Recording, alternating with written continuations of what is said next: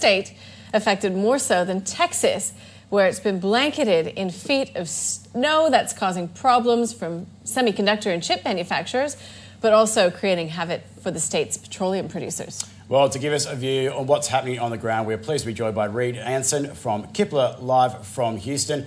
Reed, good to see you there. Hope you're having a great afternoon. Look, where are we up to go and begin with when it comes to disruptions to the energy sector there in Texas?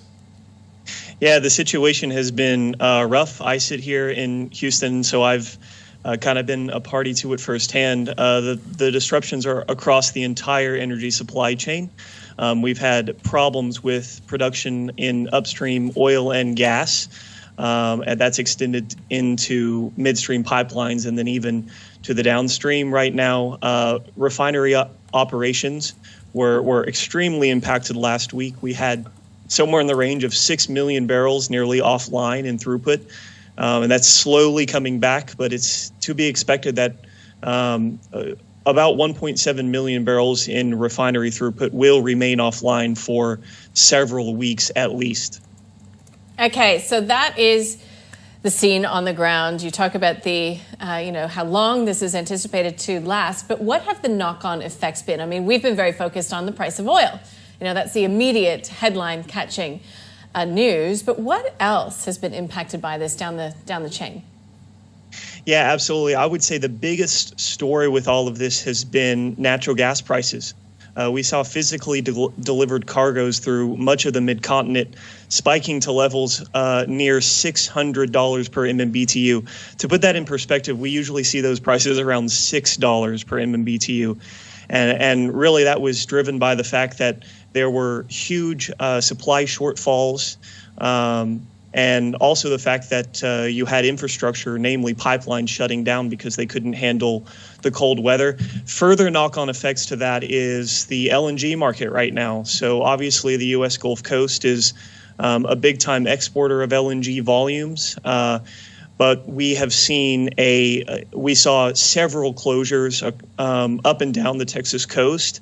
And that has caused a big backlog as we try and catch up now that things are moving back into normal operations. There are currently 24 vessels sitting in the Gulf Coast waiting to load LNG. That's up from 12 vessels on Friday. And usually those, you don't have more than 4 or 5 vessels waiting to load. So there is a huge backlog of vessels waiting to take LNG out of the U.S. Gulf Coast right now.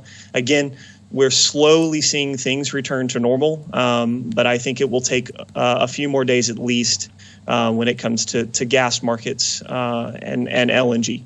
So there's still big delays in the terminal side of things. Further up the supply chain, when it comes to supply of energy, both oil and to gas, what are we looking at when it comes to those wells? Are they obviously being impacted as well by these very cold conditions?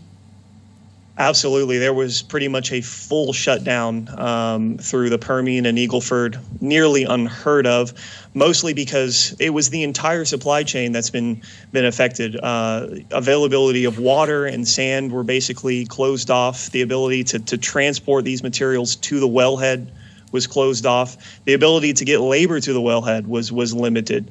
And so these regions, which are quite used to closing in for short periods of time due to inclement weather, for example, this is way outside the realm of normality because of the interruptions, even along that supply chain that allow that wellhead to operate. Mm-hmm. It's most likely we're going to see oil production through the month of February come off between 1 million, maybe 1.5 million barrels per day against January levels. So production is really going to be negatively impacted as a result of all of this.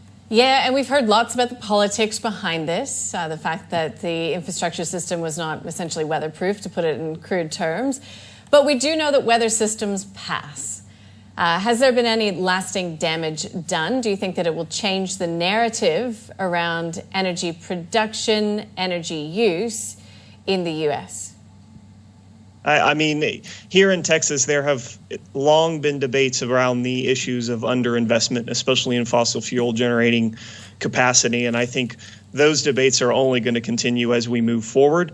And certainly this is going to involve the relationship of renewables to the Texas grid. Over the past 10 years alone, Texas has really pushed investment into wind energy. 10 years ago, it was representative of about 10% of the grid. That's doubled to 20% now. And obviously, you can't turn wind on or off. So there's a lot of debate around whether subsidization should continue to happen in that space. I think it will ultimately, but the government, the state and federal government are really going to have to come to grips with the fact that states like Texas will need marginal producers who can step in and meet peak demand. And clearly this last week has shown that to be a need here. Another unprecedented event after an unprecedented year. Reid Ianson from Kepler, thank you for joining us. Enjoy your evening. Thanks, guys.